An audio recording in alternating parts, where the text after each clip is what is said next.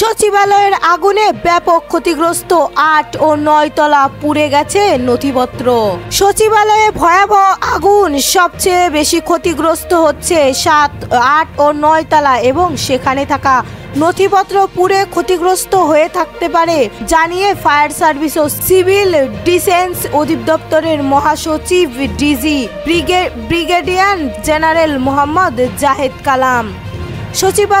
সচিবালয়ে যে ভবনটিতে আগুন লেগেছে সেখানে পানি সম্পদ মন্ত্রণালয়, যুব ও ক্রীড়া মন্ত্রণালয়, ডাক, টেলিযোগাযোগ ও তথ্য প্রযুক্তি মন্ত্রণালয়, ডাক ও টেলিযোগাযোগ বিভাগ, স্থানীয় সরকার, পল্লী উন্নয়ন ও সমবায় মন্ত্রণালয়, স্থানীয় সরকার বিভাগ, পল্লী উন্নয়ন ও সমবায় বিভাগ, শ্রম ও কর্মসংস্থান মন্ত্রণালয়, অর্থ মন্ত্রণালয়, অর্থ বিভাগ, আর্থিক প্রতিষ্ঠান বিভাগ, অভ্যন্তরীণ সম্পদ বিভাগ, সড়ক নিরাপদ ও সেতু মন্ত্রণালয়, সড়ক পরিবহন ও সড়ক বিভাগ রয়েছে।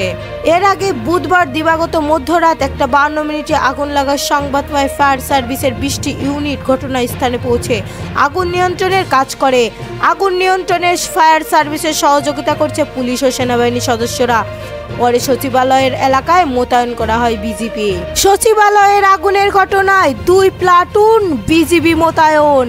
সচিবালয়ে 7 নম্বর ভবনে আগুন লাগার ঘটনা ঘটেছে। ভবনের নিরাপত্তা ও ফায়ার সার্ভিসের উদ্ধার কাজে সহায়তায় বিজিবি মোতায়েন করা হয়েছে। বুধবার দিবাগত মধ্যরাত 3টায় সচিবালয়ের নিরাপত্তায় বিজিবি মোতায়েন করা হয়। বিজিবির জনসংযোগ কর্মকর্তা মোহাম্মদ শফিকুল ইসলাম তথ্য নিশ্চিত করেছেন। তিনি জানান, বাংলাদেশ সচিবালয়ে 7 নং ভবনের আগুনের ঘটনায় 2 প্লাটুন বিজিবি মোতায়েন করা হয়েছে।